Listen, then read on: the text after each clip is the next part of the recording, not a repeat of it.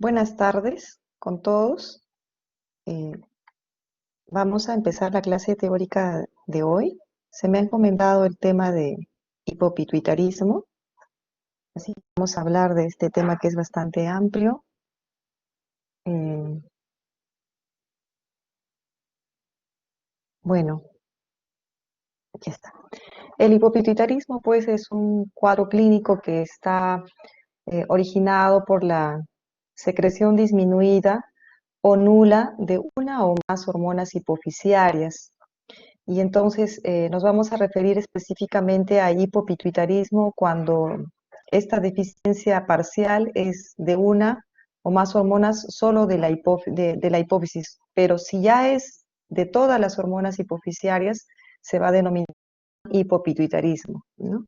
Entonces, generalmente se habla de hipopituitarismo nada más cuando son una o más hormonas de la adenohipófisis y cuando ya involucra la neurohipófisis más, que ya serían todas las hormonas hipofisiarias, pues entonces se llama panhipopituitarismo. Para tener un poquito de historia sobre esta enfermedad, bueno, fue descrita por primera vez por Morris Simmons en 1914 y se le llamó inicialmente enfermedad de Simmons, ¿no? Él fue un médico que describió esta deficiencia de las hormonas hipofisiarias eh, por primera vez en aquella época, ¿no? A partir de entonces se fueron haciendo más estudios sobre las deficiencias hormonales hipofisiarias y con el pasar del tiempo pasó a simplemente ser denominada como hipopituitarismo. En cuanto a las generalidades, la prevalencia del hipopituitarismo va de un 29 hasta 45 por 100.000 habitantes. La incidencia de 4.2 por 100.000 habitantes por año. Estas son estadísticas para un estudio que se hizo extenso en España. La incidencia aumenta con la edad. Se puede presentar a cualquier edad, pero pues a mayor edad hay mayor incidencia del hipopituitarismo. En cuanto a la etiología, esta puede ser congénita o puede ser adquirida. Y las alteraciones a nivel hipotalámico, hipofisiario o en la región paracelar pueden ser orgánicas o funcionales, las que van a condicionar esta disminución de las hormonas hipofisiarias o hipopituitarismo. Como a modo de recordar, les he puesto esta lámina de la embriogénesis de la hipófisis. Entonces, en la primera figura ustedes ven cómo la hipófisis empieza a formar a partir de una yuxtaposición de células de dos orígenes. Por un lado, acá las que ven en color rojo, de una evaginación ectodérmica del estomodeo, llamada bolsa de Rathke, ¿no? Y por otro lado, de una prolongación del diencéfalo, que va en color azul, que es parte del neuroectodermo y se va a prolongar hacia abajo. Esto es lo que se llama el infundíbulo. En la segunda figura ven cómo ya se ha formado, más parecido a lo que es la hipófisis, esta bolsa de Rathke rojo que ya se va desprendiendo poco a poco de la cavidad bucal. Y a partir del diencéfalo azul, el infundíbulo, que va formando el tallo y la neurohipófisis o par nerviosa. Entonces vean en la figura final ya se formó la hipófisis de dos orígenes diferentes, la adenohipófisis o lóbulo anterior de la hipófisis, que se va a prolongar un poquito hacia el tallo, cubriendo con la pars tuberosa al tallo, que ha sido formado a partir del diencéfalo por el infundíbulo y formando la neurohipófisis o hipófisis posterior, ¿no?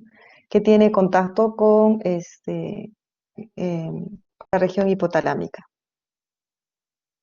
Es importante recordar la embriogénesis de la hipófisis porque justamente en esta época de formación de la hipófisis se va a producir una serie de alteraciones a partir de mutaciones genéticas que van a generar justamente algunas formas de hipopituitarismo. También quería que recordemos con esta figura el modelo de la regulación de la secreción de las hormonas en la adenohipófisis, que se da con 3 niveles de control, ¿no? El primer nivel de control es a nivel hipotálamo. Las hormonas hipotalámicas atraviesan el sistema portal y van a actuar directamente sobre sus células diana. El segundo nivel de control son las citoquinas y los factores de crecimiento, los cuales son intrahipofisiarios y van a regular la función trópica de las células por un control paracrino y un control autocrino. Y el tercer nivel de control son las hormonas periféricas, que van a ejercer una acción de inhibición mediante retroalimentación negativa hacia el hipotálamo y hacia la hipófisis, una retroalimentación negativa de la síntesis y secreción de sus respectivas hormonas.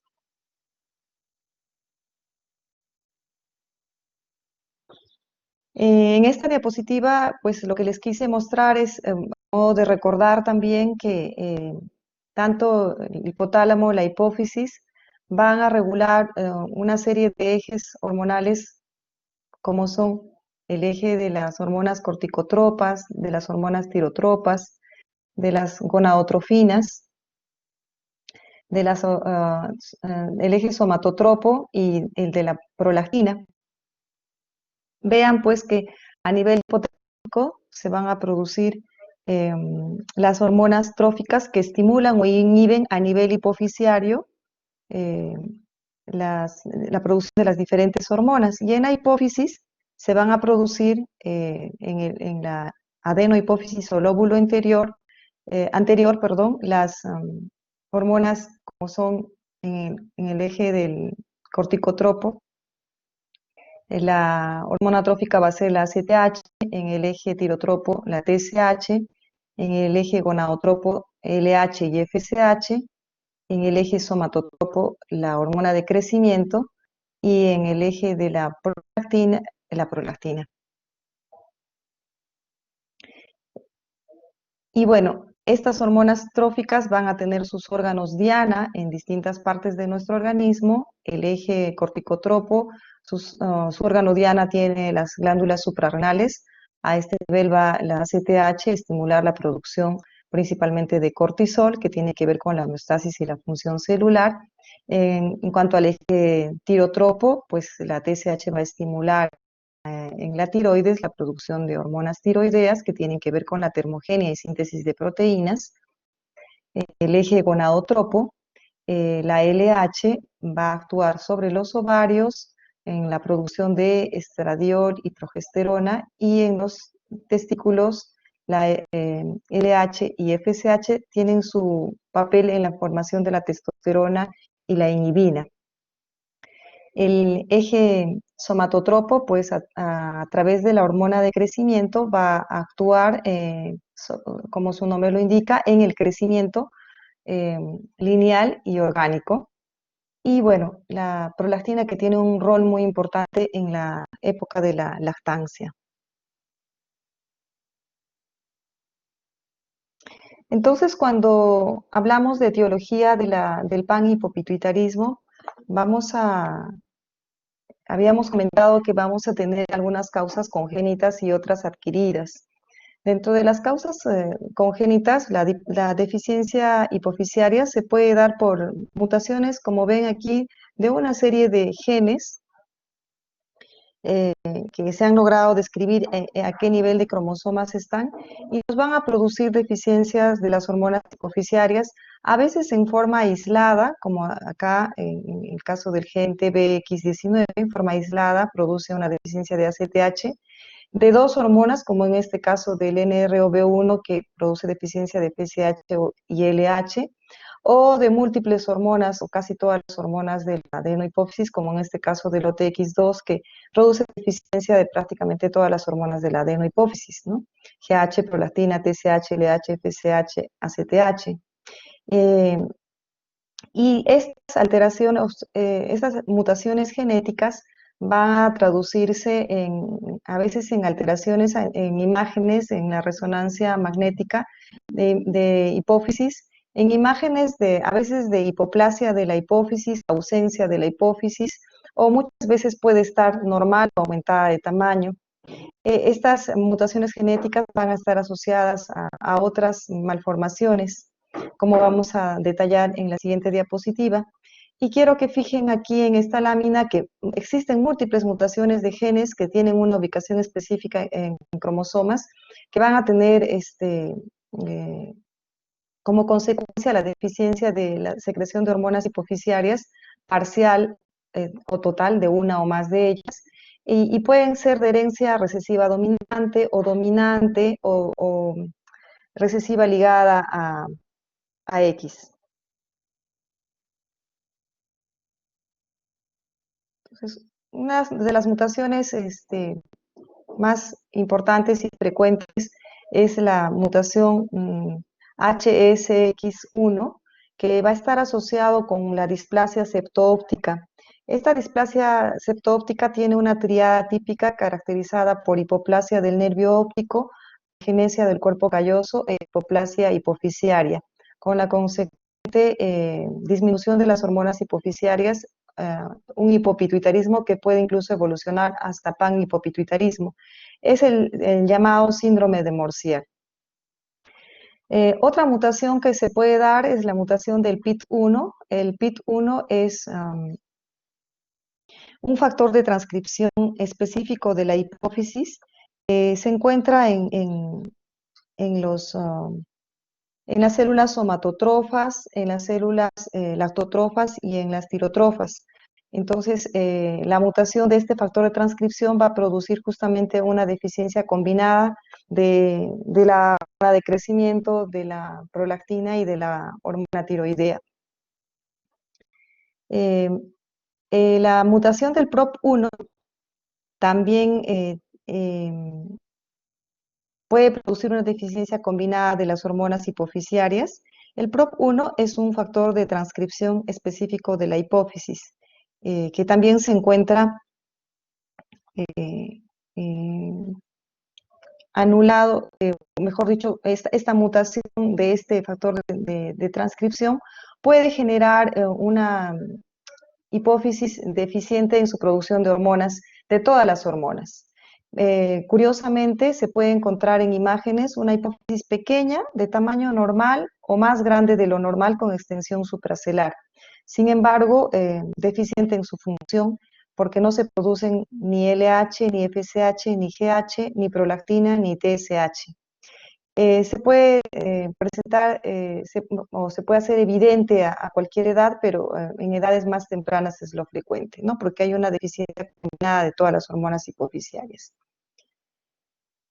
También existe otra mutación llamado CAL1 que es caracterizada por una deficiencia aislada de las gonadotrofinas, eh, produce un hipogonadismo hipogonadotrópico asociado a hiposmia, es el típico síndrome de Kallmann. Se ha podido describir que esta mutación en el gen CAL1 va a producir la deficiencia aislada de gonadotrofinas.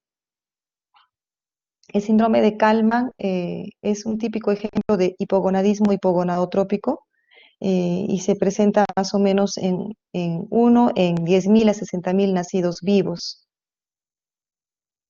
Las neuronas de la hormona liberadora de gonadotropina, GnRH, se desarrollan en la placa olfativa medial y durante el desarrollo embrionario van a migrar al hipotálamo. Entonces, esta migración hacia el hipotálamo es que tiene su papel esta proteína CAL y la mutación de la misma es lo que genera pues, el síndrome de Kallmann. Luego tenemos la mutación del NROB1, antes llamado DAX1, que también genera un hipogonadismo hipogonadotrópico caracterizado por hipoplasia del hipotálamo, de la hipófisis y de las gónadas, en asociación con una hipoplasia de la glándula suprarrenal, que se presenta en hombres específicamente. El DAX1 también es un gen del cromosoma X, eh, y cuya mutación pues es lo que va a producir este hipogonadismo, ¿no? En este grupo de personas. Bien. Este cuadro les puse para que ustedes vean que las deficiencias hormonales se pueden dar por mutaciones a nivel del receptor de las hormonas liberadoras, por ejemplo, a nivel del receptor de la hormona de crecimiento, de la hormona liberadora de hormona de crecimiento, de la hormona liberadora de corticotropina, de la hormona liberadora de gonadotrofinas o de la hormona liberadora de tirotrofina. Entonces, también se pueden dar alteraciones estructurales como son la aplasia de la hipófisis, la hipoplasia de la hipófisis, o por masas del sistema nervioso central que van a dañar la hipófisis. Puede darse por mutaciones en factores de transcripción, como les había mencionado en la diapositiva anterior, múltiples factores de transcripción o proteínas que tienen que ver en la formación de la hipófisis, eh, van a producir deficiencias únicas, aisladas o múltiples de las hormonas hipofisiarias. Y también puede haber mutaciones hormonales específicas, como por ejemplo el GH1, que es una mutación de la hormona de crecimiento, o el FSH beta, LH beta, TSH beta, que son mutaciones hormonales también de FSH, LH, TSH respectivamente, entre otras. Y por otro lado tenemos las causas de hipopituitarismo adquirido o insuficiencia hipofisiaria adquirida, que como vemos en esta diapositiva son múltiples, pueden ser causas traumáticas, pueden ser causas infiltrativas, infecciosas, vasculares, neoplásicas o funcionales. Dentro de las causas traumáticas, la resección quirúrgica es una de las razones más frecuentes. Después puede ser también como consecuencia de la radiación que se recibe en tratamientos por otras enfermedades o un traumatismo craneal.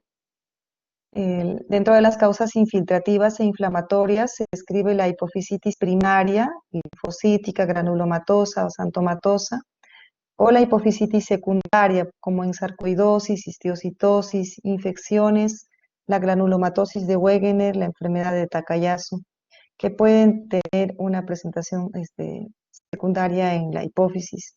Y también tenemos la hemocromatosis, que también es una enfermedad infiltrativa. Las infecciones también pueden aceptarse en la hipófisis, por ejemplo, una tuberculosis o infecciones por neumocistis, eh, Jirovecii, hongos tipo histoplasmosis o aspergillosis, parásitos como toxoplasmosis y infecciones virales como citomegalovirus. Dentro de las causas vasculares de insuficiencia hipofisiaria adquirida están las relacionadas con el embarazo, aneurismas, apoplejía, diabetes, la hipotensión, arteritis, ¿no? Drepanocitosis. Dentro de las causas neoplásicas se lista el adenoma hipofisiario, masas paracelares. Dentro de estas masas paracelares están los quistes de Raque, quistes dermoides, meningiomas, disgerminomas, ependimomas, gliomas, ¿no? También los craniofaringiomas, que son masas que están en la región supracelular y que se meten hasta la región celular, amartomas hipotalámicos como, o gangliositomas, metástasis hipofisiarias, tumores malignos hematológicos como leucemia, linfoma, ¿no? Que también pueden asentarse en la hipófisis. Y dentro de las causas funcionales tenemos nutricionales, restricción calórica, malnutrición, exceso de ejercicio, enfermedad crítica, aguda o insuficiencia renal crónica, insuficiencia hepática crónica, que van a producir un estado transitorio de hipopituitarismo, ¿no? También la hiperprolactinemia, el hipotiroidismo, fármacos como esteroides anabolizantes, exceso de glucocorticoides, sea por automedicación o por tratamiento de alguna enfermedad que merite uso de glucocorticoides, agonistas de GnRH, estrógenos, dopamina, análogos de somatostatina. El exceso de hormona tiroidea también puede condicionar una insuficiencia hipoficiaria adquirida. Y en esta última parte vemos pues la frecuencia de presentación de las causas, digamos, que son más preponderantes. Vemos que eh, en una serie de 1034 adultos con hipopituitarismo, eh, se ve que el tumor hipofisiario se presentó en más de la mitad de los pacientes, el craneofaringioma en 12%, las causas idiopáticas en 10%, el tumor del sistema nervioso en un mínimo porcentaje, 4%, semejante al síndrome de silla turca vacía. Por ahí también va el síndrome de Sheehan, que no es frecuente, menos hoy en día. Y bueno, las otras causas menos comunes que hemos comentado. Entonces, cuando se habla de hipopituitarismo, debemos tomar en cuenta a qué nivel está la lesión y de acuerdo a eso, qué deficiencias vamos a tener. Si hay una lesión a nivel hipotalámico, pues no se van a producir los factores liberadores de hormonas. Si hay una lesión a nivel del tallo, pues la alteración del flujo de los factores liberadores, ¿no? Que son los que se van a dar. Y si hay una lesión a nivel hipofisiario, pues no se producen las hormonas hipofisiarias. Entonces se puede clasificar al hipopituitarismo como primario cuando es causado por trastornos que afectan a la hipófisis y se va a dar una secreción disminuida de las hormonas hipofisiarias. Y el hipopituitarismo secundario cuando es causado por trastornos del hipotálamo y se va a dar una secreción disminuida de las hormonas liberadoras hipotalámicas.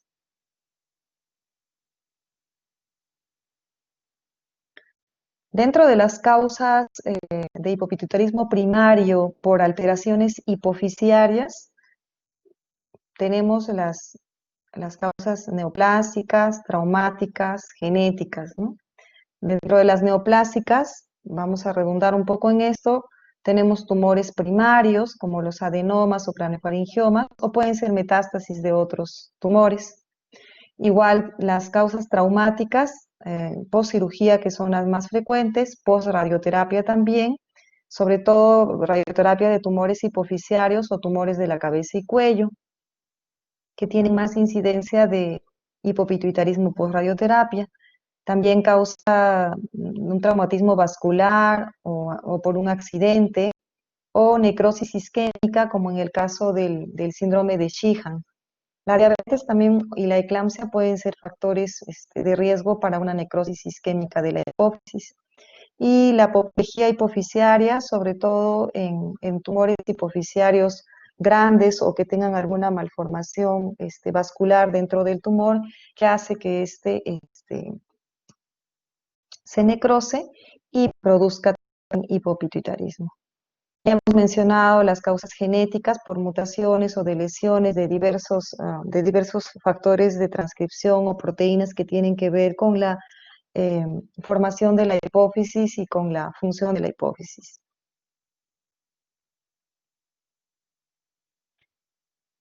También tenemos a nivel hipofisiario enfermedades inflamatorias o infiltrativas, y hemos dicho que dentro de las inflamatorias está la meningitis, la sarcoidosis, dentro de las infiltrativas la hemocromatosis, histiocitosis.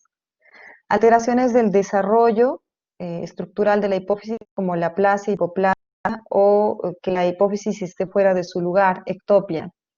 También desde la bolsa de Rathke, que como hemos visto en la embriogénesis tiene que ver con la hipófisis y quistes aracnoideos. Y en la miscelánea tenemos la silla turca vacía, la causa idiopática y familiar. En cuanto al hipopituitarismo secundario, es decir, las que tienen alteraciones a nivel hipotalámico, pues también pueden estar dados por tumores, por traumatismos, por procesos inflamatorios, granulomatosos, autoinmunes, que así como se sientan en la hipófisis, también puede ser a nivel hipotalámico, iatrogénicas, idiopáticas o psíquicas, ¿no? Y dentro de la el compromiso del tallo hipofisiario, la sección física o funcional del tallo hipofisiario también puede dar por la presencia de tumores que comprimen el tallo hipofisiario y hacen las veces de una sección del tallo hipofisiario, o aneurismas a ese nivel, o traumatismos como la fractura de la base del cráneo y causas iatrógenas, como hemos dicho, la radioterapia o la cirugía que pueden producir secciones físicas o funcionales del tallo hipofisiario. Entonces, vamos a ver que el hipopituitarismo tiene múltiples causas y como una memotecnia, pues pueden recordar las 9I,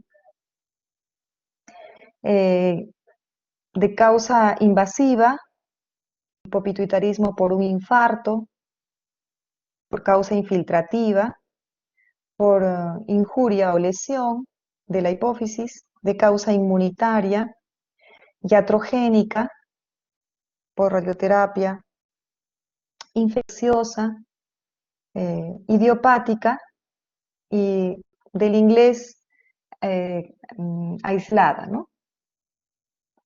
Vamos a desarrollar una a una. Dentro de la etiología invasiva, pues están los tumores, masas hipoficiarias e hipotalámicas. Esta, digamos que es la causa más común de insuficiencia hipoficiaria en adultos.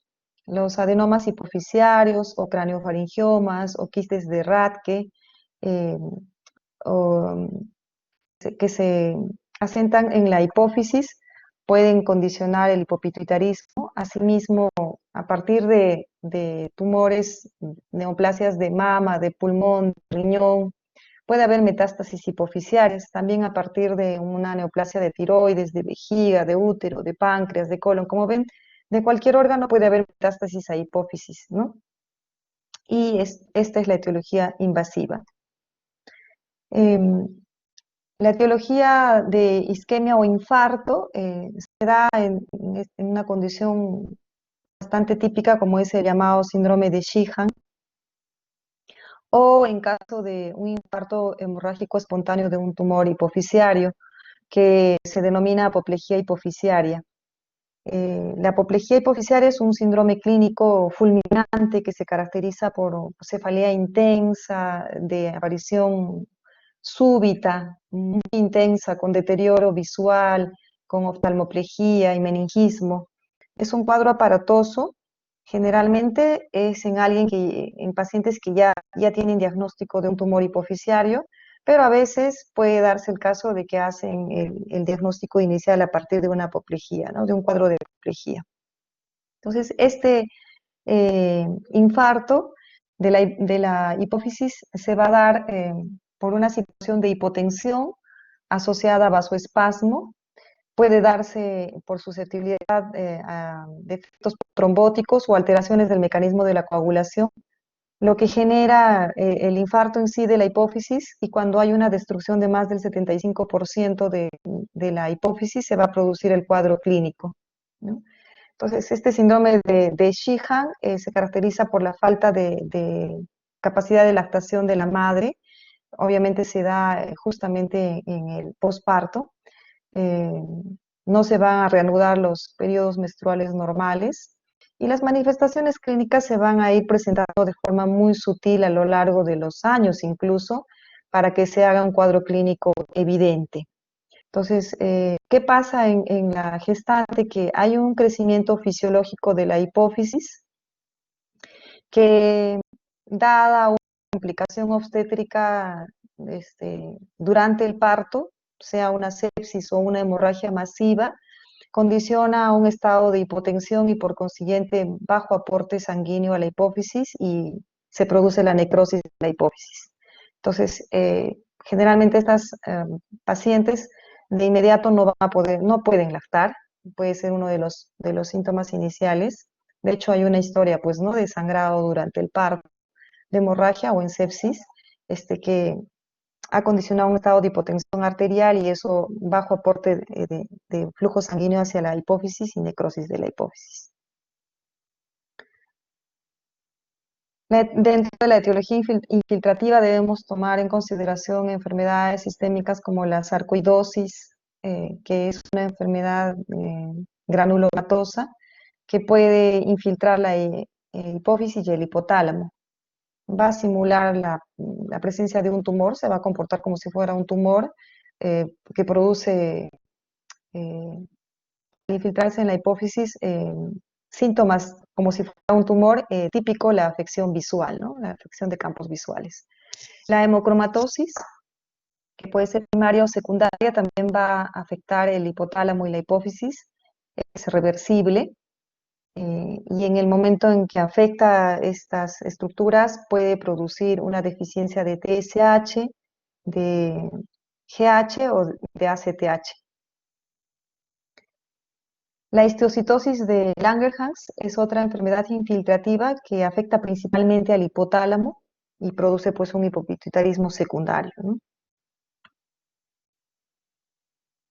El hipopituitarismo también se puede producir por injuria o lesión.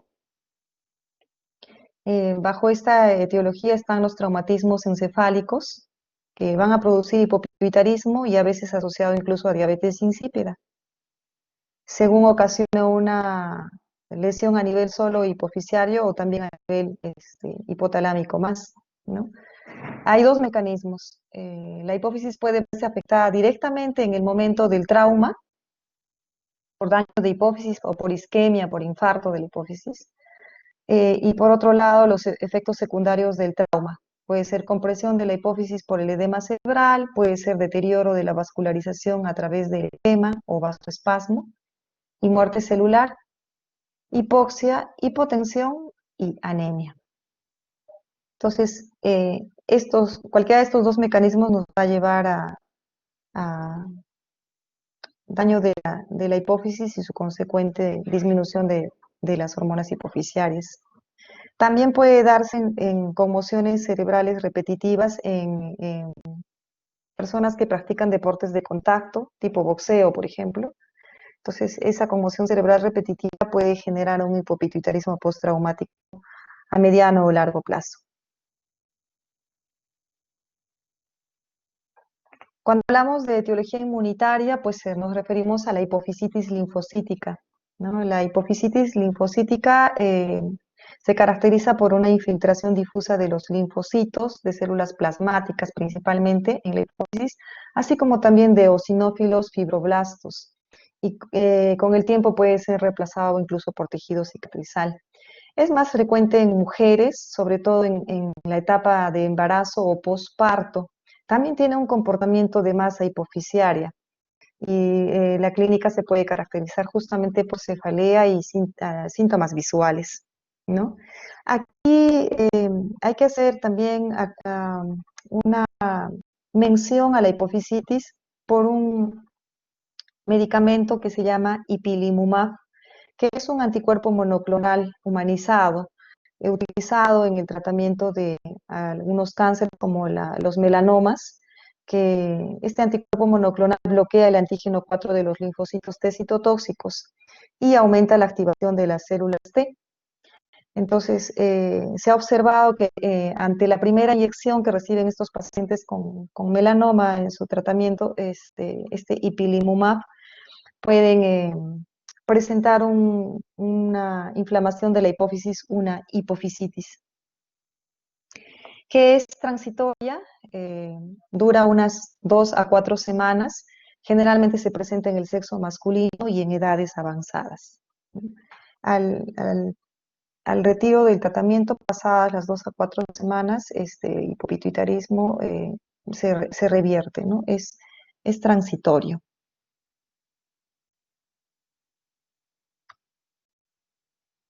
Entonces, en una hipofisitis linfocítica se puede ver la hipófisis con su reforzamiento intenso. eh, Se ven abombadas, a veces incluso tienen un abondamiento supracelular, se puede confundir con tumores. Hay que ser muy cuidadosos en catalogar una hipofisitis. Generalmente hay un abombamiento de la hipófisis y puede haber incluso ensanchamiento del tallo hipofisiario, lo cual hace sospechar de un proceso inflamatorio más que de la presencia de un tumor, ¿no? Cuanto a la etiología iatrogénica, eh, hay principalmente por dos razones, ¿no? La radioterapia y la cirugía hipofisiaria. Lo que es la cirugía hipofisiaria, el hipopituitarismo va a ser una consecuencia común. eh, el riesgo y la extensión del hipopituitarismo va a depender del tamaño del tumor, de la infiltración tumoral y básicamente también de la experiencia y de la habilidad del neurocirujano que realiza la cirugía de este tumor. Puede ser un tumor pequeñito que no tenga mucho compromiso, pero si la experiencia del neurocirujano no es la ideal, pues puede generar más daño en la glándula hipofisiaria que que un neurocirujano con gran experiencia, ¿no? Y entonces ahí vienen los hipopituitarismos posquirúrgicos. Y por otro lado, la radioterapia también puede puede ser la causa iatrogénica de un hipopituitarismo. La radioterapia de lesiones hipofisiarias tipo adenomas hipofisiarios o de tumores en la cabeza y cuello, o la radioterapia de neoplasias craneales, o incluso la irradiación craneal adyuvante para una leucemia linfocítica aguda. Entonces, la extensión del hipopituitarismo y la velocidad de inicio va a depender de la dosis de la radioterapia. Se ha visto que entre 40 y 50 Gs de radiación, eh, hay ya cierto porcentaje de pacientes, en la mitad de pacientes, que van a hacer hipopituitarismo, ¿no? Mientras que con radiaciones mayores de 60 Gs, ya va a haber prácticamente hasta un 99% de pacientes que van a hacer hipopituitarismo y se va a afectar igual uno o más ejes. Generalmente se afecta primero el eje de la hormona de crecimiento, el eje somatotropo, y se va a seguir del eje tirotropo, de la ACTH y de gonadotropo. Mm, con radioterapia, con partículas pesadas o con radiocirugía, pues también puede variar entre un 15 a un 55% eh, el tema de hipopituitarismo, ¿no? Entonces, ojo con que la insuficiencia de las hormonas hipofisiarias se va a dar primero con la insuficiencia de la hormona de crecimiento, ¿no? Después de TSH, gonadotrofinas y finalmente ACTH. En cuanto a las infecciones, hemos dicho que la tuberculosis se puede asentar en la hipófisis y producir un tuberculoma hipofisiario, va a comportarse como un tumor también. La sífilis terciaria, los hongos, sobre todo esto es una complicación en pacientes con inmunodeficiencia como el SIDA y la toxoplasmosis igualmente. La etiología idiopática, bueno, se refiere a aquellos hipopituitarismos que son por displasia hipofisiaria, sea aplasia o hipoplasia de la hipófisis o por ubicación ectópica de la misma. También puede ser por mutaciones de factores específicos de tejidos de diferenciación celular, a la disfunción embrionaria hipotalámica, el síndrome de Kallmann, que es por una mutación también. Eh,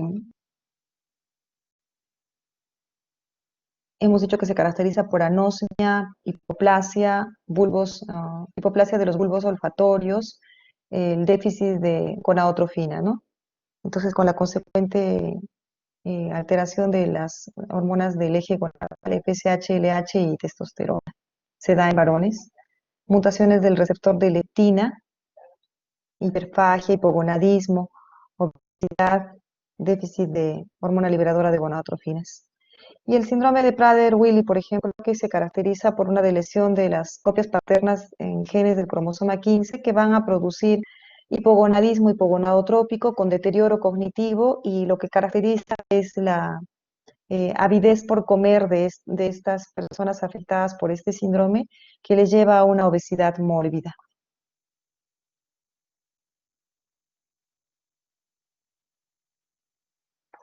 En cuanto a las manifestaciones clínicas, bueno, hasta ahí, si tienen alguna pregunta antes de tocar las manifestaciones clínicas.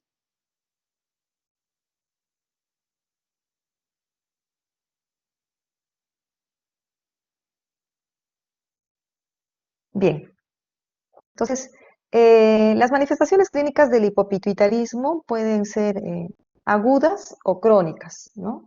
Ya se habrán dado cuenta en todas la mención de las circunstancias en las que se puede dar el hipopituitarismo, hemos visto que hay algunas que se van a manifestar de forma aguda, como es la apoplejía hipofisiaria, la hipofisitis también, y el síndrome de Sheehan, ¿no? Tienen alto riesgo de mortalidad por hipoadrenalismo, presentación rara, pero hay que ser cuidadosos en reconocerlos precozmente porque justamente el no reconocer la insuficiencia adrenal que se produce en la apoplejía, en la apofisitis o en el síndrome de Sheehan, eh, puede ser lo que condicione el mayor riesgo de mortalidad de la paciente.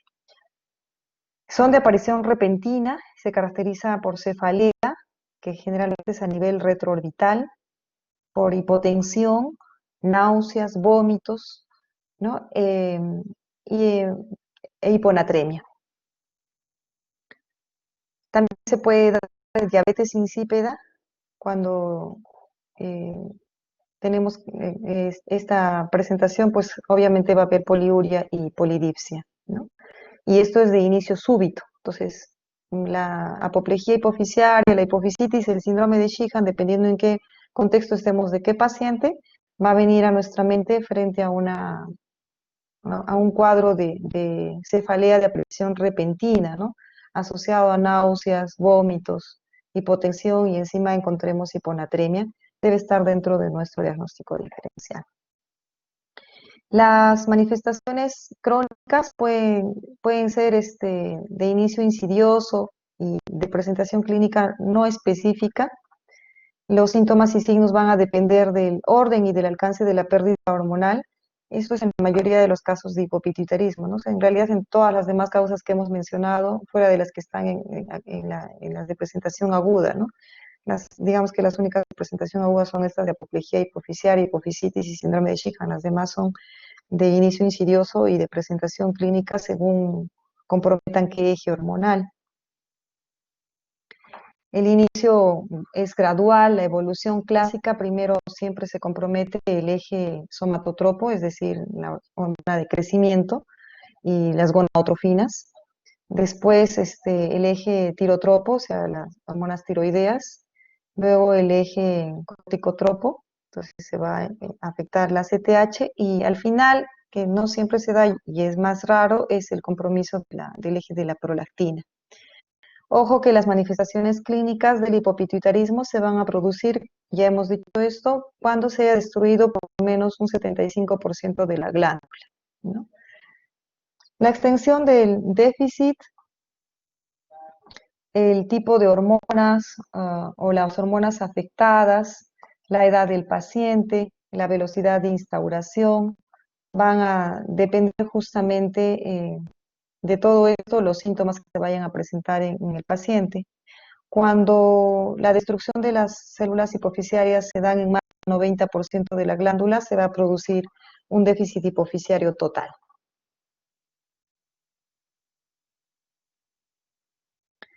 Entonces, las manifestaciones clínicas van a depender de qué hormona es la que está en déficit, y entonces sobre qué órgano diana actúa y las consecuencias de este déficit. Entonces, y además también puede tener que ver con la edad de presentación.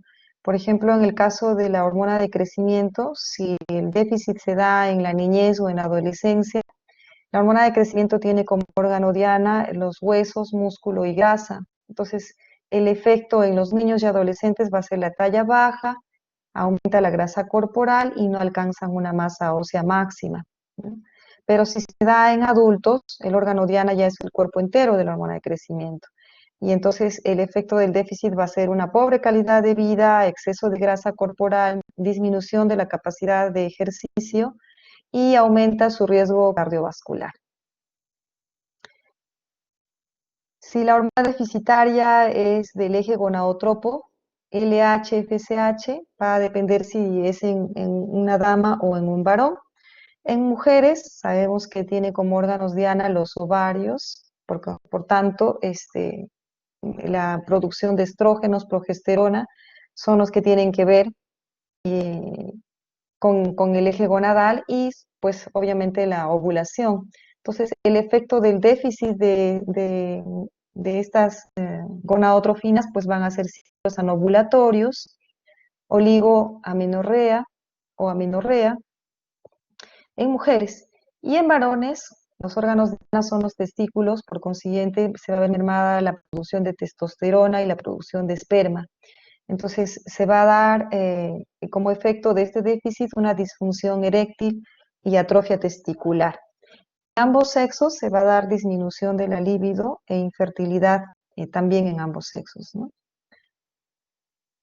Si se compromete la hormona tirotropa o TSH, entonces obviamente el órgano diana es la tiroides y las que se van a ver disminuidas son las hormonas tiroideas. El efecto de este déficit de hormonas tiroideas va a ser la fatiga, aumento de peso, piel seca, intolerancia al frío, estreñimiento, síntomas típicos de un hipotiroidismo también, así como si fuera un hipotiroidismo primario. Los síntomas son semejantes, ¿no? Porque la disminución, el efecto de los síntomas es por la disminución de las hormonas tiroideas. Cuando se compromete el eje corticotropo, pues la disminución de la ACTH va a generar en los órganos diana, que son las glándulas suprarrenales, una disminución del cortisol y la dehidroepiandrosterona. Entonces, clínicamente, a diferencia de una insuficiencia adrenal primaria, no va a haber dolor abdominal, no va a haber alteraciones pigmentarias, pero se puede dar náuseas, vómitos, debilidad, puede darse pérdida de peso, la disminución del apetito hasta la anorexia y fatiga también, ¿no? Que son síntomas que también se ven en una insuficiencia adrenal primaria, pero lo que lo diferencia justamente es el dolor abdominal que casi no se presenta en un hipopituitarismo y las alteraciones pigmentarias. Eh, Cuando se da un déficit de prolactina, pues el órgano diana es la mama y sobre todo va a tener su importancia en la etapa de lactancia, ¿no? Entonces va a imposibilitar a la madre de lactar a su niño. Cuando se compromete la hormona antidiurética que está en la neurohipófisis, el órgano diana es el riñón y sus efectos van a ser de poliuria y polidipsia, la diabetes insípida, ¿no? Esta es una foto de un paciente hipopituitario. Vean que es un adulto que tiene ausencia de vello corporal, no hay vello púbico, no se ve bien las axilas, pero pierden el vello axilar. La piel torna media amarillenta por el hipotiroidismo, ¿no? Básicamente regresionan los caracteres sexuales secundarios. Entonces, al examen físico, la presentación puede ser sutil y va a depender de qué deficiencia hormonal tenemos. Si la deficiencia hormonal es de las hormonas tiroideas, el hipotiroidismo, pues el hallazgo va a ser glándula tiroidea pequeña, blanda, piel seca, gruesa, cabellos adelgazados, zonas de alopecia, los reflejos osteotendinosos retardados, la piel fría, pérdida de sudoración e incluso puede haber edema, ¿no? Entonces en realidad son características que también vemos en el hipotiroidismo primario. La deficiencia de las gonadotrofinas, el hipogonadismo, pues se va a traducir en los hombres en testículos pequeños, atrofiados, y en ambos sexos la pérdida de vello axilar, vello púbico, sobre todo en las mujeres. La insuficiencia suprarrenal, como les había comentado, no va a dar la hiperpigmentación bucal típica de una enfermedad primaria, como un Addison, no se va a dar esa hiperpigmentación. Pero sí puede haber hipotensión, sí puede haber náuseas, vómitos, como les había comentado, pero clínicamente en realidad no va a haber mucha diferenciación como en la enfermedad de Addison, ¿no? En cuanto al compromiso neurológico y oftálmico, puede haber pérdida de la agudeza visual, paresia extraocular, hemianopsia bitemporal, sobre todo en aquellos casos que tienen tumores hipoficiarios que exceden de la región celar y que van a contactar con el quiasma óptico, ¿no? Y entonces va a haber compromiso de los campos visuales. La hemianopsia bitemporal es bien típico en estos casos. Recuerden que también puede haber alteración de campos visuales en casos de hipofisitis, ¿no?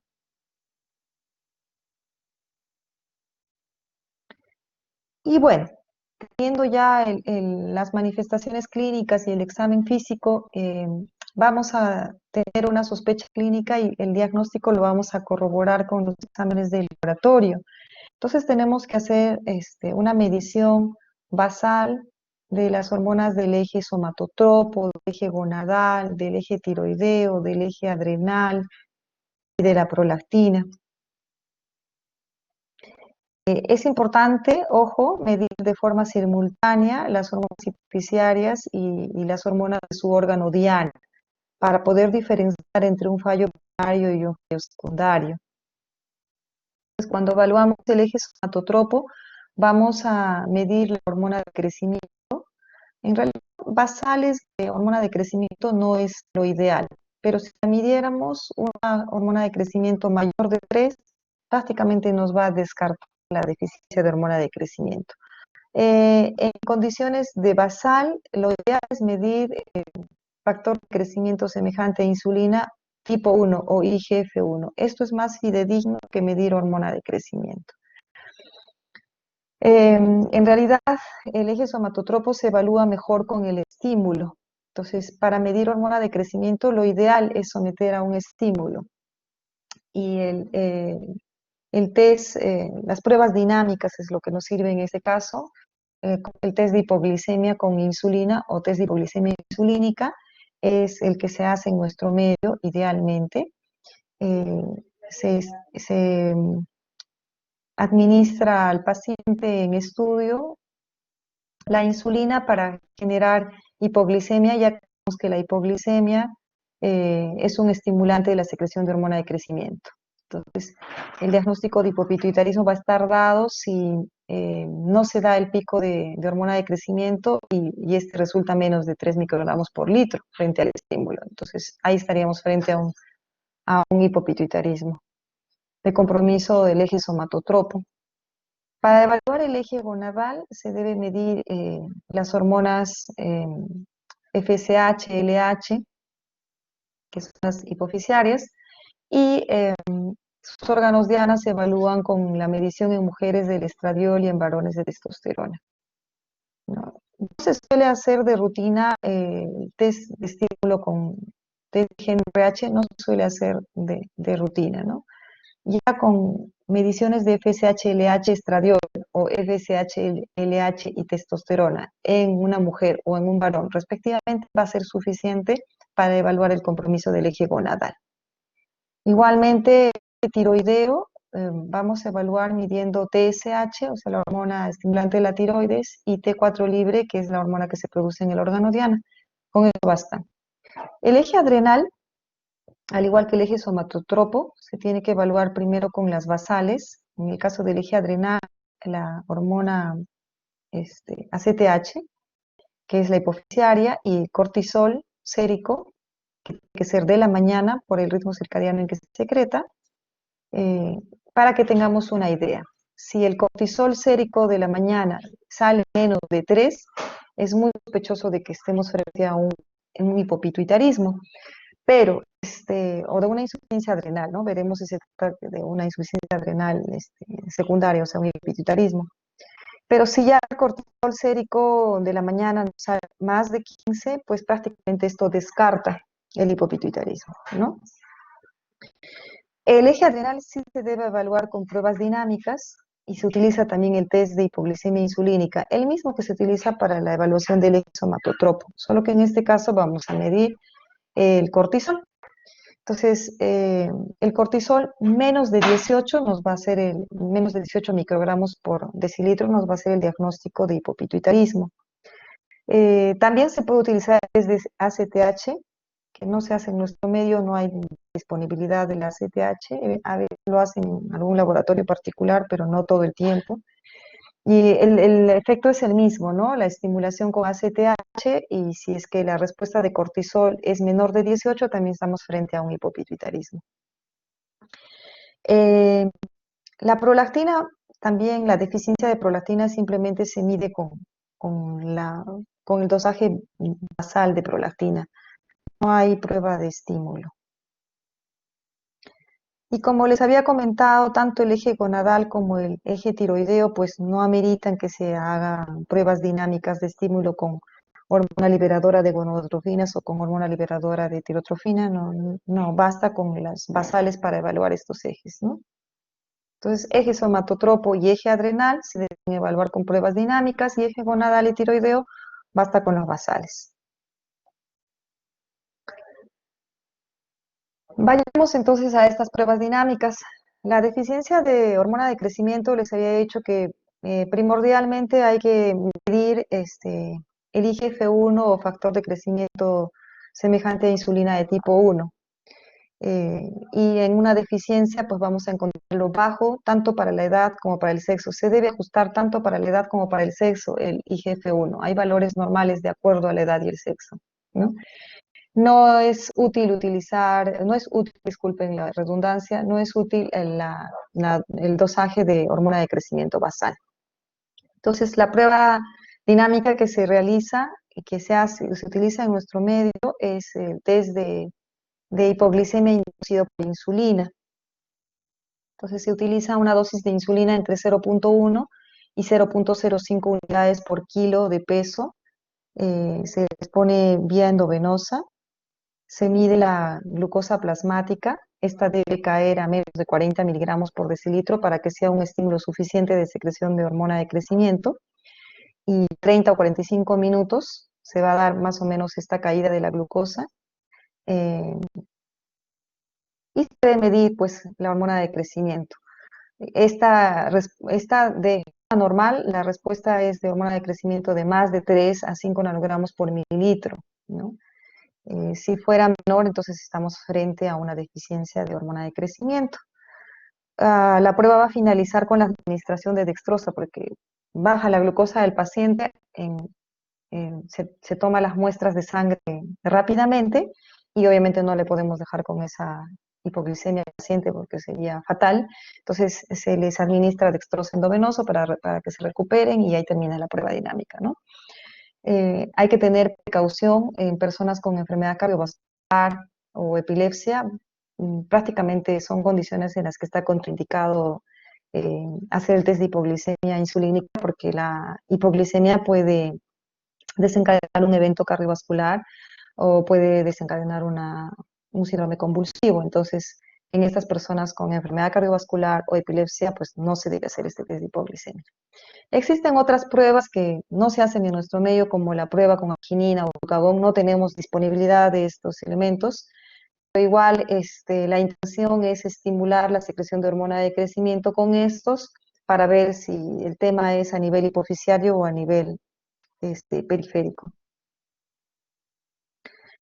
La deficiencia de gonadotrofinas ya les había dicho que basta con medir en el caso de las mujeres el estradiol y la FSH-LH, que se van a encontrar todas estas bajas, ¿no? Obviamente los valores normales están en el contexto de qué fase del ciclo menstrual se encuentra la mujer, ¿no? Hay valores normales para cada etapa del ciclo menstrual. En el caso de los varones, con mediciones bajas de testosterona sérica, menos de 10.4 nanomoles por litro, y la no elevación de FSH-LH que se esperaría, ¿no? Más bien una FSH-LH disminuida frente a una testosterona sérica, que es la hormona periférica disminuida, pues también ya es un sugerente de hipogonadismo hipoficiario, ¿no? De origen hipoficiario. En estos pacientes con hipogonadismo, puede haber anemia normocítica normocrómica.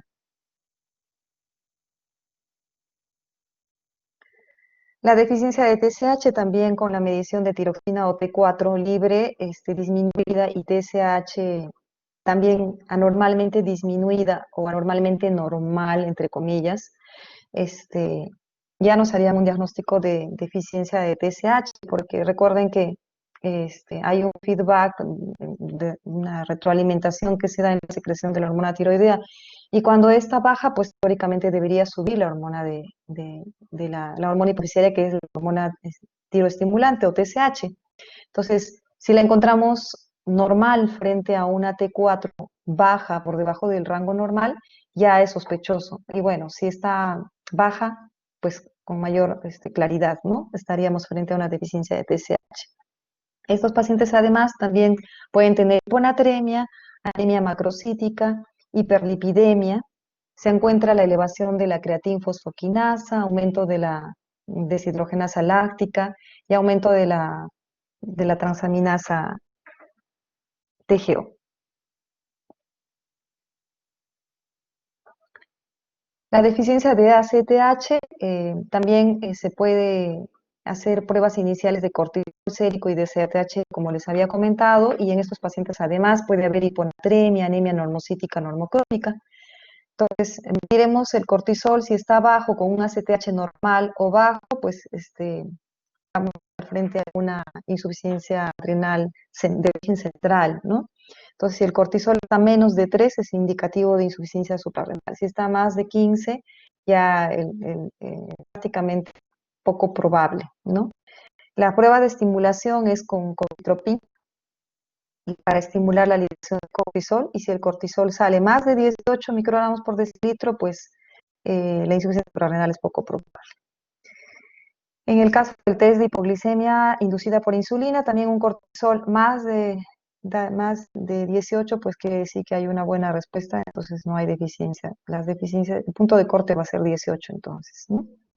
Estas pruebas de tolerancia a la insulina está contraindicado en pacientes con cardiopatía isquémica y epilepsia. Esta es la misma prueba que se realiza para evaluación del eje somatotropo, ¿no? La deficiencia de prolactina, pues simplemente es la medición de prolactina sérica, y una hipoprolactinemia se ve a menos de 100 picomoles por litro, en gramos es menos de 3 nanogramos por decilitro, pues sería diagnóstico de la deficiencia de prolactina. Es raro, básicamente nos va a servir como un marcador confiable de hipopituitarismo severo, o sea, ya que la prolactina esté tan baja, en el contexto de otras deficiencias, pues nos habla de un hipopituitarismo severo. El déficit de hormona antidiurética pues nos va a generar una gran poliuria, más de 3 litros de orina por día, lo que sería más de 50 mililitros por kilo en 24 horas, y esta poliuria asociada a polidipsia, ¿no? Si la sensación de sed se mantiene intacta, pues entonces las concentraciones séricas de sodio también se van a mantener normales. La prueba dinámica que se realiza para determinar si hay un déficit de hormona antidiurética es la prueba de deprivación de agua o restricción hídrica. Y si la osmolaridad plasmática es más de 295 y la osmolaridad urinaria menos de 300 miliosmoles por kilo, mm, al cabo de realizar la prueba de deprivación, pues estaremos frente a un diagnóstico de diabetes insípida. Y si la osmolaridad urinaria es más de 800 miliosmoles por kilo, pues prácticamente excluye el diagnóstico de diabetes insípida.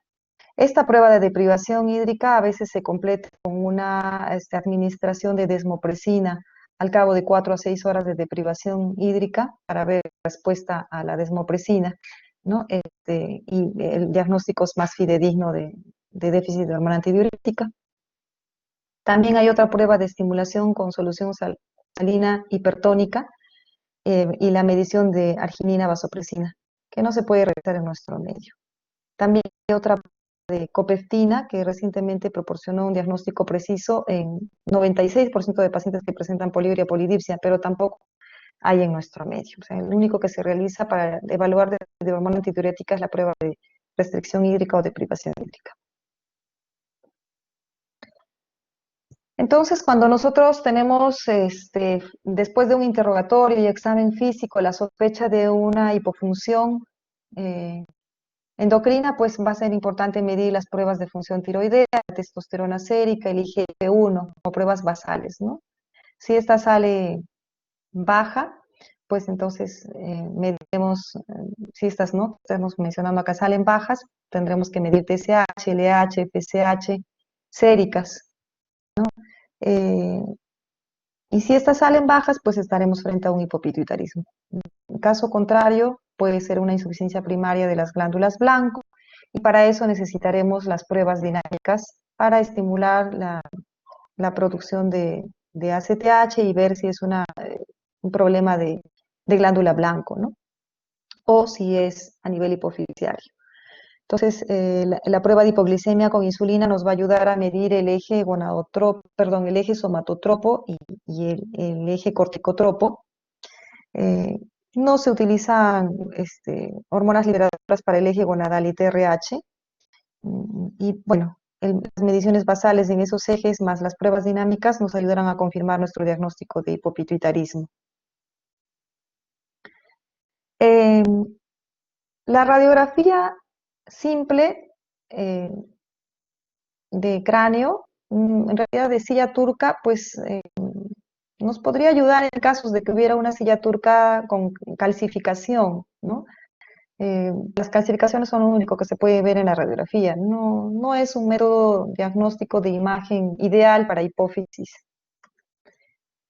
En cambio, la resonancia magnética nuclear de la región celar o de hipófisis pues es lo ideal, ¿no? Nos va a permitir ver la hipófisis en sí, eh, ver el quiasma óptico, ver el tallo hipofisiario, ¿no? Ver las características de esta glándula hipofisiaria, si hay algún crecimiento, a veces se ve abombado, o a veces se ve una tumoración, ¿no? Y ver si hay compromiso, si hubiera una tumoración, si hay compromiso de los senos cavernosos o de las arterias carótidas, que eso le va a servir mucho en el caso de enfermedades tumorales, pues para el planeamiento de la cirugía, ¿no? Si no fuera posible por alguna razón, por alguna contraindicación, la resonancia, llámese por presencias generales, pacientes que tienen alguna fractura antigua que esté corregida con metales o atrofobia del paciente, pues no nos quedaría otra que realizar una tomografía de resolución, pero realmente la tomografía no ayuda mucho en tema de hipófisis. Lo ideal es una resonancia magnética nuclear con imágenes sin contraste y con contraste, ¿no? Eso nos ayuda a ver bien de qué se trata el problema de la hipófisis. En el caso de las enfermedades infiltrativas también se puede ver solamente a veces agrandamiento de la hipófisis o más bien hipoplasia. El tratamiento del hipopituitarismo, pues el tratamiento inicial justamente va a ser abordar la causa subyacente del hipopituitarismo, y una vez que tenemos identificados los déficits hormonales, el reemplazo de la hormona deficiente sería el tratamiento, el monitoreo cercano del paciente, el ajuste de la dosis apropiada se debe ir viendo según la medición de las hormonas. Se debe monitorear otras consecuencias del hipopituitarismo como factores de riesgo cardiometabólico, evaluar la salud ósea, ya que los pacientes con hipopituitarismo tienen más alto riesgo de hacer osteoporosis, y se debe evaluar también el bienestar del paciente, ¿no? En cuanto al reemplazo de glucocorticoides, este debe iniciarse antes del reemplazo de la hormona tiroidea para evitar una crisis suprarrenal. En niños, la dosis ideal de hidrocortisona es de 7 a 9 miligramos por metro cuadrado por día. En adultos se requiere entre 15 a 20 miligramos por día de hidrocortisona. Lo ideal es este reemplazo de glucocorticoides con hidrocortisona, ¿no? En situaciones de estrés, llámese infecciones, pacientes que tengan fiebre, náuseas, vómitos, se les recomienda que dupliquen su dosis e incluso tripliquen su dosis, ¿no?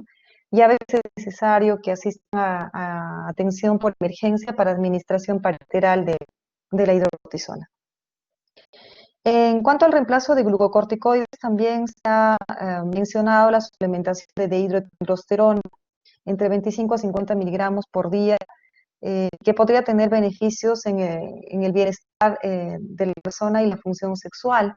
Sin embargo, no hay preparados autorizados de dihidroepiandrosterona sulfato disponibles en nuestro medio, tampoco en otros países, así que no es algo que se utilice, digamos, muy de rutina, ¿no?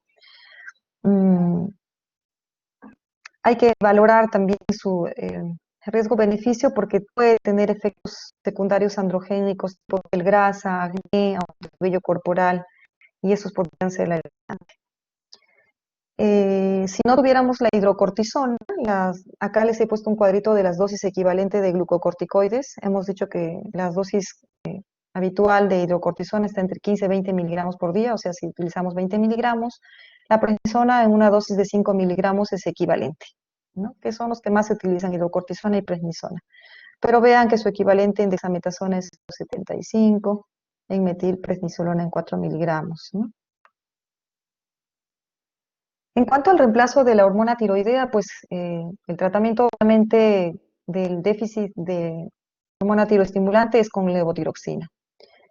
Se debe comenzar con dosis bajas, entre 25 y 50 microgramos por día, sobre todo en aquellos pacientes de tercera edad o ancianos, o aquellos pacientes que tengan antecedentes de enfermedad cardiovascular. Entonces, se debe empezar con las dosis más bajitas, que son de 25 a 50 microgramos día, y se debe ir titulando según los controles de laboratorio. Lo que se debe medir es la T4 libre, ese es el mejor método para evaluar la adecuación del reemplazo.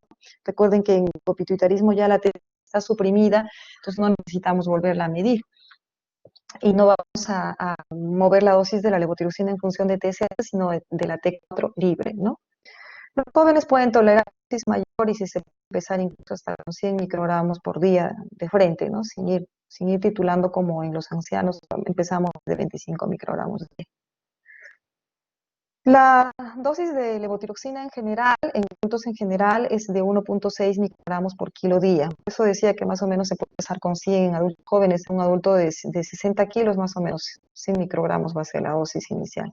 En mayores de 60 años, esta dosis inicial pues baja entre 1.1 a 1.4 microgramos por kilo día, ¿no? Eh, y las dosis en niños pequeños, en recién nacidos e infantes, ya ven que es por kilo de peso. Tiene otras indicaciones. Ya ven que en el primer año son dosis de 10 a 15 microgramos por kilo de peso, son dosis bien altas, pero en el primer 5 años ya baja a 4 a 6 microgramos por kilo de peso. Y así va bajando hasta en la adultez, que ya es mucho menor, ¿no? 1.6 microgramos por kilo de peso. La deficiencia de gonadotrofinas, pues, se va a reemplazar en los chicos a partir de la pubertad, en niñas a partir de los 10 años, en niños a partir de los 11, 12 años. A partir de esa edad vamos a empezar a reemplazar las deficiencias de gonadotrofinas. La dosis de testosterona en niños va a ser un octavo a un cuarto de la dosis del adulto. La dosis promedio del adulto es de 200 miligramos por mes. Un octavo o una cuarta parte de esa dosis es lo que se debe iniciar en niños respecto de la dosis. La testosterona se puede utilizar también por vía tópica, ¿no? Gel, por parche, no solo vía muscular. Generalmente se indica cada 2 semanas y se debe monitorear PSA y los niveles de testosterona. Ojo que hay que ver que no hay antecedente de cáncer de próstata, en adultos sobre todo esto, ¿no? De policitemia, porque puede exacerbar la policitemia, el apnea del sueño. Entonces, el objetivo de suplementar esta deficiencia de gonadotrofina es tener la entidad ósea, la masa muscular y la eritropoyesis normal. Entonces, en adultos, una inyección de depósito intramuscular de éster de testosterona, en antato de testosterona de 250 miligramos intramuscular, dice tres veces por semana. En realidad hay varias presentaciones que se pueden utilizar incluso cada 3 meses. Contamos con preparados transdérmicos en nuestro medio, pero esto sería más práctico. Y también operaciones orales en otros países.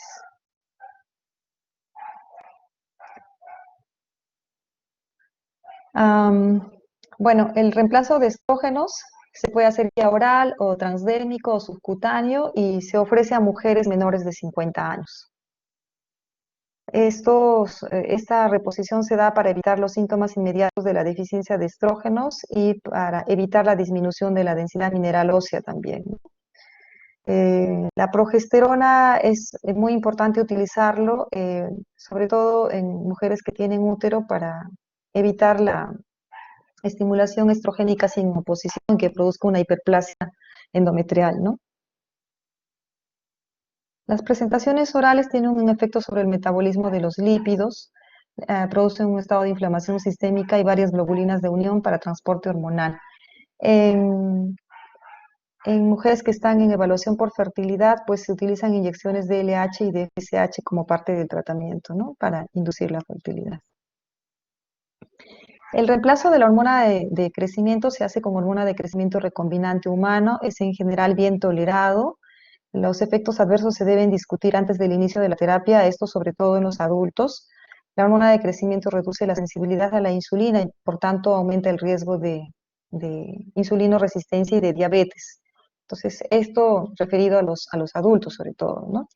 Entonces, ojo que cuando hacemos reemplazo de la hormona de crecimiento se debe hacer un control de la función tiroidea y de la suprarrenal antes de iniciar el reemplazo con hormona de crecimiento, ya que hay un riesgo de desenmascarar un hipotiroidismo central o una insuficiencia suprarrenal secundaria cuando iniciamos el reemplazo con hormona de crecimiento.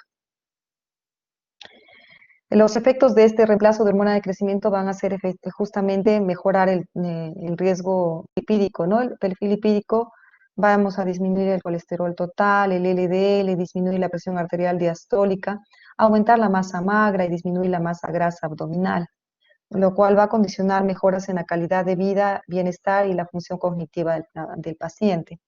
Entonces, el reconocimiento temprano y el tratamiento de la deficiencia de hormona de crecimiento con inyecciones subcutáneas diarias de hormona de crecimiento recombinante humana va a ser importante para lograr la respuesta de crecimiento. En niños, la dosis de reemplazo inicial es 0.025 a 0.05 miligramos por kilo día, ¿no? La osificación posterior se individualiza controlando la velocidad de crecimiento y los niveles de IGF-1. Cuando la velocidad de crecimiento es menos de 2 a 2.5 centímetros por año, pues se debe interrumpir el tratamiento, ¿no? En los adultos, el objetivo es mejorar el bienestar, reducir el riesgo cardiovascular, aumentar la densidad mineral ósea y normalizar la composición corporal.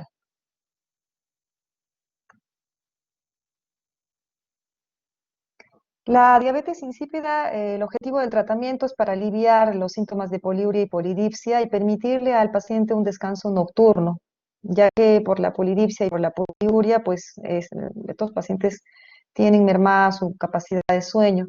Y pues obviamente para que también mejore su participación en sus actividades diarias sin interrupción excesiva, ¿no? Por el tema de ir al baño por la poliuria, ¿no? El tratamiento es con desmopresina, hay preparados intranasales, tabletas y preparados parenterales. En nuestro medio lo que se utiliza son los preparados intranasales, un puff a dos puff por día. Generalmente se empieza con un puff nocturno para mejorar su calidad de sueño, o sea, a la hora de acostarse, cosa que el paciente ya no se levanta, ya no tiene deseo de miccionar ni de sed durante la noche, puede descansar mejor. A veces basta solo con esa dosis nocturna y a veces necesitan la dosis matutina también. Ahora, ¿qué interacciones puede haber entre el reemplazo hormonal?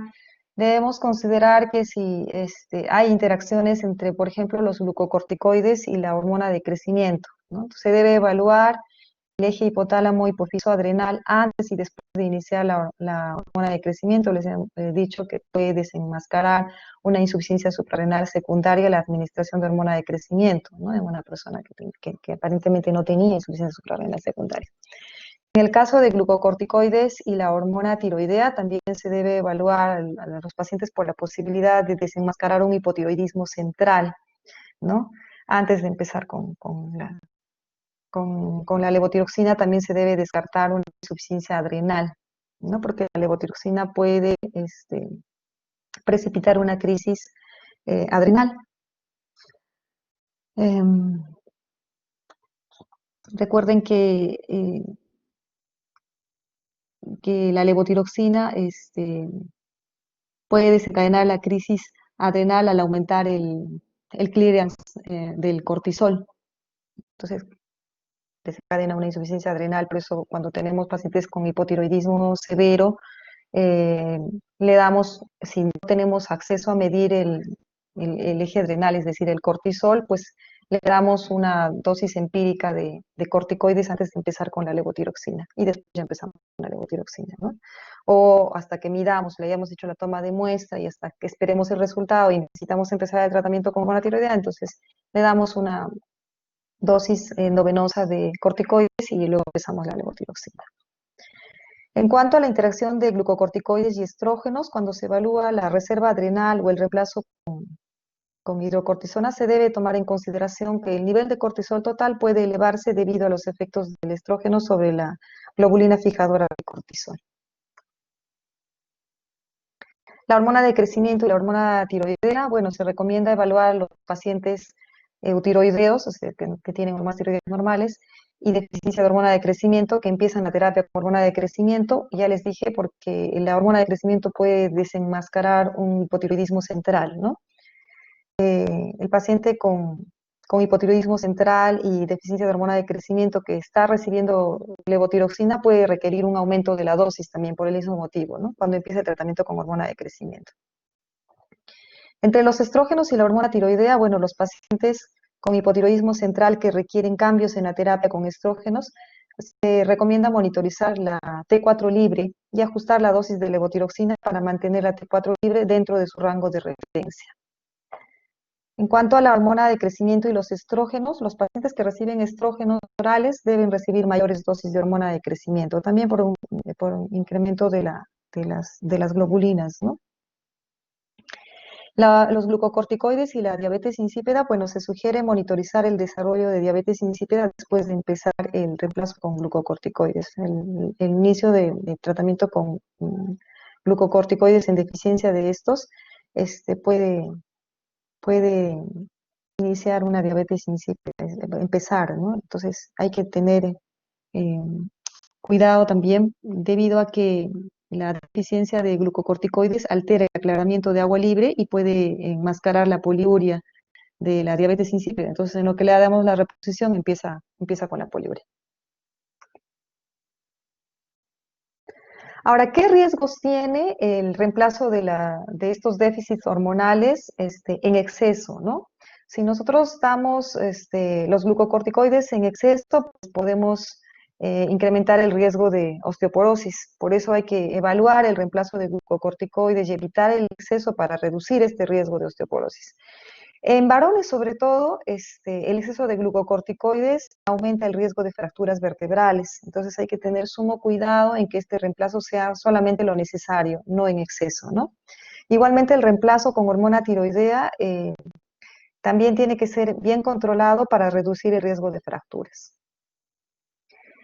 También se debe eh, eh, proteger del riesgo cardiovascular al que se somete un paciente con un reemplazo con glucocorticoides. Usar dosis excesivas puede aumentar el riesgo cardiovascular, ¿no? Dosis excesivas de hidrocortisona, por ejemplo.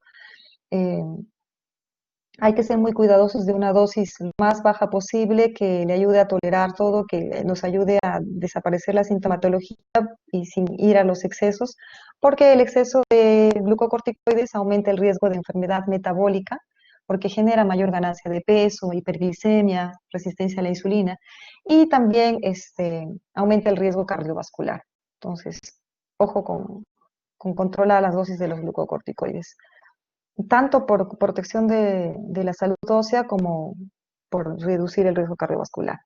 Igual con las hormonas tiroideas, tanto en exceso o en déficit, se ha observado que se incrementa la morbilidad y la mortalidad cardiovascular. Entonces también hay que procurar al hacer las reposiciones tener los valores de T4 libre en el punto medio de los rangos normales, ¿no? No por encima del rango normal. ¿Y qué hay de la gestación e hipopituitarismo? Antes de la concepción se debe optimizar el tratamiento de reemplazo en mujeres con hipopituitarismo, ¿no? O sea, se debe procurar ser un embarazo programado y entonces que el hipopituitarismo realmente esté bien controlado con un reemplazo adecuado de la hormona de crecimiento, dosis adecuada de levotiroxina, evaluación del eje hipotálamo, hipofiso suprarrenal antes de que se embarace. Una vez que se logra la gestación, pues el requerimiento de hormona tiroidea puede aumentar a partir del segundo trimestre. En el primer trimestre no mucho, a diferencia de las pacientes con hipotiroidismo primario, porque en este hipotiroidismo central la glándula tiroidea está con función conservada. Entonces, en el primer trimestre, la hormona, la gonadotrofina coriónica humana, que se produce durante el embarazo, puede estimular a la tiroides a aumentar la producción de levotiroxina y puede ser suficiente, entonces no necesitamos aumentar la dosis, pero ya a partir del segundo o tercer trimestre sí va a ser necesario incrementar la dosis de levotiroxina. Diferente del hipotiroidismo primario, en que desde el inicio del embarazo hay que hacer un incremento de la dosis de levotiroxina. Respecto de los glucocorticoides, pues hay que aumentar la dosis de glucocorticoides desde el primer trimestre de embarazo. Se recomienda el uso de hidrocortisona durante la gestación. Está contraindicado el uso de dexametasona. Se prefiere la hidrocortisona debido a que es degradada por la enzima 11-beta hidroxiesteroide deshidrogenasa y como es degradada por esta enzima, pues ya no cruza la placenta. En cambio, la dexametasona no es degradada por esta enzima y pasa a la placenta y puede ser dañino para el feto. Entonces, se debe utilizar hidrocortisona durante el embarazo. Y obviamente si estaba usando hormona de crecimiento antes del embarazo, se suspende, ¿no? Y durante la gestación se suspende.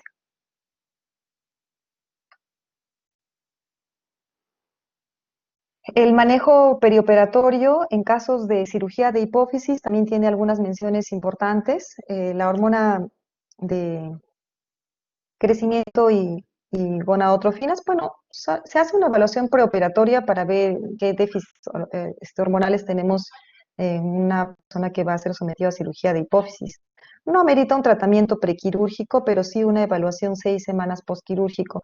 Básicamente es para ver si previo a la cirugía no tenía hipopituitarismo, ver postcirugía si tiene hipopituitarismo, ¿no?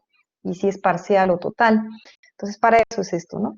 El eje de ACTH cortisol sí se debe evaluar antes de la cirugía, se debe medir el cortisol sérico antes de la cirugía, que idealmente debe estar más de 18. Si estuviera entre 17 y 10, hay que valorar que nos estemos frente a una insuficiencia una deficiencia del eje corticotropo. Y si estuviera menos 10, ya de hecho, menos de 10 ya es un hipopituitarismo de compromiso del eje corticotropo y se debe iniciar tratamiento en el prequirúrgico, ¿no?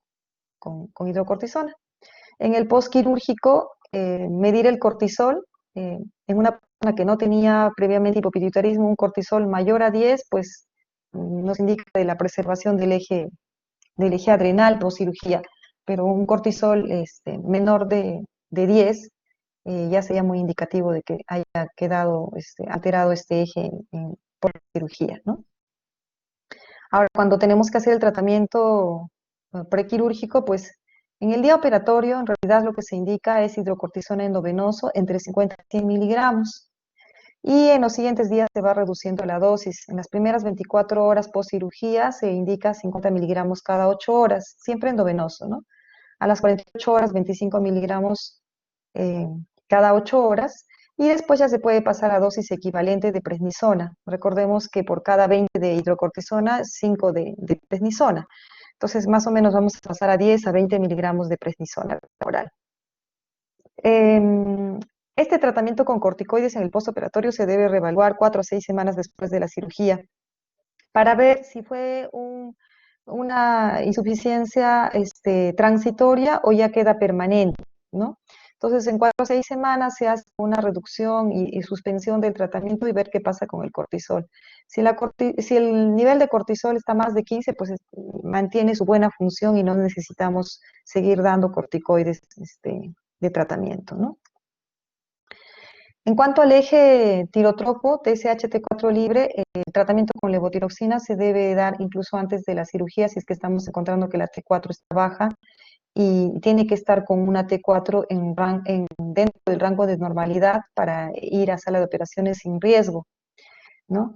Si la función tiroidea está intacta, pues entonces en el postquirúrgico hay que hacer un control, también 4 a 6 semanas post cirugía, para evaluar si el eje tirotropo ha sido alterado o no con la cirugía de la hipófisis.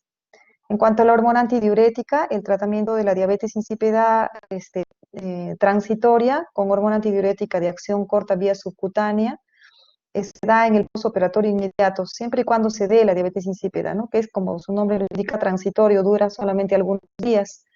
No se recomienda la desmopresina por el riesgo de hiponatremia. Y además, 7 a 10 días post cirugía, generalmente el paciente puede pasar a una fase de secreción inapropiada de hormona antidiurética. Entonces, solamente se utiliza la hormona antidiurética de acción corta vía subcutánea en estos primeros días que podría estar presentando poliuria, franca poliuria, polidipsia, entonces se utiliza la antidiurética de acción corta, que es por unos días, porque después pasan a un estado de secreción inapropiada de antidiurética y pues deja de necesitarlo, ¿no? Al alta se puede utilizar desmopresina intranasal o vía oral. En nuestro medio solo hay la intranasal. Solo si es que hay franca poliuria. Ya les dijimos más de 3 a 3 litros y medio de orina por día, ¿no? O más de 50 mililitros por kilo por día. Entonces, lo importante sería que 6 semanas después de la cirugía se debe reevaluar todos los ejes hipofisiarios. Y cuando se trata de cirugía no hipofisiaria, pues hay que valorar si se va a tratar de una cirugía menor o de una cirugía mayor. Sobre todo lo que hay que hacer es un ajuste de la dosis de glucocorticoides. En cirugía menor, pues la hidrocortisona se eleva la dosis a 25 a 75 miligramos día endovenoso por un par de días, 1 o 2 días, y luego se va a su dosis habitual de hidrocortisona. Si va a ser sometido a una cirugía mayor, sí la hidrocortisona se debe utilizar a una dosis mucho mayor, 100 miligramos endovenoso, una ampolla antes de iniciar el acto operatorio, y luego 50 miligramos cada 6 a 8 horas endovenoso. Y después se puede pasar en los siguientes días gradualmente a su dosis habitual de hidrocortisona. Bien, como ven, el hipopituitarismo pues es un cuadro clínico amplio que implica muchas etiologías, ¿no? Y las manifestaciones clínicas, las pruebas dinámicas nos van a ayudar a determinar de qué se trata, en qué estamos. Y pues les he puesto este cuadrito de resumen de la evaluación de la función de la adenohipófisis con pruebas dinámicas para que fijen el concepto. El ACTH con el test de tolerancia a la insulina o hipoglicemia insulínica que hemos dicho, para ver la respuesta máxima de cortisol. La respuesta normal es un cortisol más de 18 18 microgramos por decilitro, y si saliera menos de este valor, estamos frente a una deficiencia de glucocorticoides. El efecto secundario del test de hipoglicemia puede ser la sudoración, palpitaciones, temblores, que dura en lo que nosotros le damos la dextrosa para mejorar la hipoglicemia. Dura esos minutos, ¿no? Hasta que haga efecto la dextrosa que le vamos a colocar después. También hay otros test que no se hacen en nuestro medio. Uno de ellos es el test de estimulación con ACTH. La literatura dice que este es el test ideal, el menos riesgoso, porque no tiene efectos secundarios, ¿no? Y consistiría en una aplicación de 250 microgramos de ACTH intravenoso. El ACTH es el cocitropín que les dije, intravenoso o intramuscular, ¿no? Y el punto de corte con el test de ACTH de cortisol es de 20 microgramos por decilitro. El test de tolerancia a la insulina o test de hipoglicemia insulínica que nosotros utilizamos, el punto de corte es 18 microgramos por decilitro. Para evaluar el eje tirotropo, pues TSH, T4 libre, suficiente. Si bien es cierto, se menciona las test de estimulación con TRH, pero no es necesario para evaluar. Dije eje tirotropo y eje gonadal, no es necesario con pruebas dinámicas, solamente los basales. La prolactina igual no necesita estimulación, y el eje somatotropo, pues igual con el test de hipoglicemia insulínica o tolerancia a la insulina, en el que se administra insulina 0.1, 0.15 unidades por kilo intravenoso, y lo que se mide es la respuesta de hormona de crecimiento, que normalmente debe estar por encima de 5 microgramos por litro. El efecto secundario, pues lo de la hipoglicemia igual, ¿no? Sudoración, temblor, náuseas, palpitaciones, hasta que le repongamos la dextrosa. Y respecto al tratamiento de sustitución para el hipopituitarismo en adultos, la deficiencia de ACTH se trata con hidrocortisona entre 10 a 20 miligramos por día en dosis divididas. La dosis que generalmente se utiliza son 20 miligramos al día. Después, la deficiencia de TSH con levotiroxina, y vamos a ir titulando según los valores de T4 libre. Ay. El eje gonadal en los hombres, pues vamos a utilizar enantato de testosterona, que se puede utilizar 200 miligramos intramuscular cada 2 o 3 semanas, o sea, 2 veces al mes, o a veces una vez al mes, o cada 21 días se puede dar, ¿no? Dependiendo como también la clínica va a mandar en esto y que no haya otros factores de riesgo. Hemos dicho que hay que evaluar la próstata siempre, y también que el paciente no tenga antecedente de policitemia, ¿no? Hay parches cutáneos de testosterona que serían más prácticos, o gel de testosterona, que no hay en nuestro medio. Y en mujeres se utiliza estrógenos conjugados, 0.65 miligramos por día. eh, y obviamente se tiene que utilizar progestágenos para hacer los ciclos, porque si no vamos a producir una hiperplasia endometrial si solamente utilizamos estrógenos sin progestágenos, ¿no? Tiene que hacerse una secuencia, ¿no? O sea, cíclico, pues, ¿no? Para asemejar el ciclo normal de la mujer. Esto sobre todo en las mujeres que conservan útero, ¿no? Para evitar la hiperplasia este, endometrial. En caso de tratamiento de fecundidad, en los hombres se utiliza gonadotrofina coriónica humana 3 veces por semana, y a veces incluso con FSH o hormonas liberadoras de gonadotrofinas. Esos son tratamientos de fertilidad para los hombres con hipopituitarismo. Y para las mujeres, igual gonadotrofina menopáusica, gonadotrofina coriónica humana o hormona liberadora de gonadotrofinas, se puede utilizar, ¿no? Eso es un amplio campo de tratamiento de fertilidad, tanto en hombres como mujeres, que es toda una odisea de tratamiento en mujeres o varones con hipopituitarismo, pero que ya se hace posible con estos reemplazos hormonales.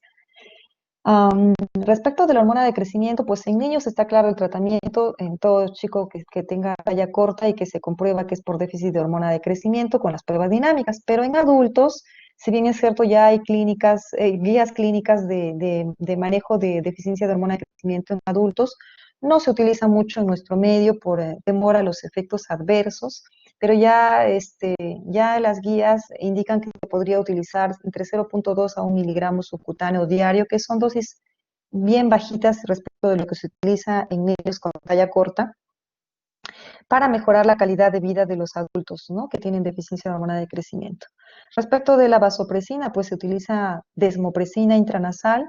Vienen unos dispositivos para hacer un puff intranasal, que puede ser cada 12 horas o cada 24 horas. Y cada puff en nuestro medio tiene 10 microgramos, ¿no?, de desmopresina. Muy bien, entonces, y la arginina vasopresina no hay en nuestro medio, y la dosis que se recomienda es 300 a 600 microgramos día. No tenemos arginina vasopresina, solo desmopresina intranasal. Muy bien, chicos, eso sería todo. ¿Tienen alguna pregunta?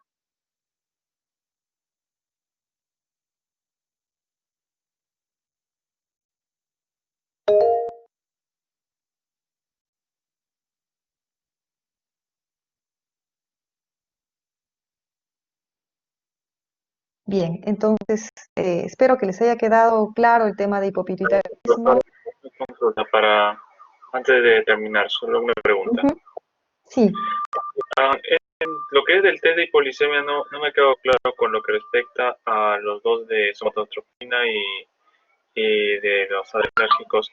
¿Es cuando es más de 3 y más de 18 respectivamente, o es que es No, menos de en el test de hipoglicemia, el punto de corte para hormona de crecimiento es 3. O sea, la idea es que con el test de hipoglicemia estimules la secreción de hormona de crecimiento.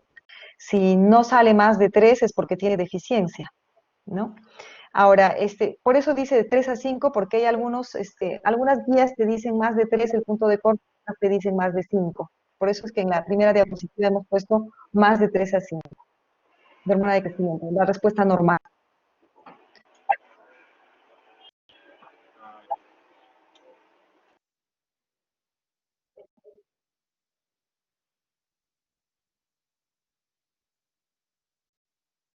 ¿Alguna otra duda?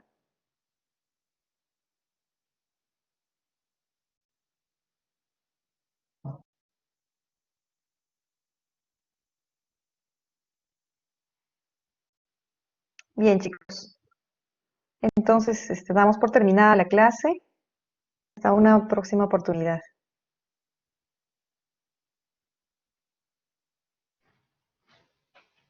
Doctora, no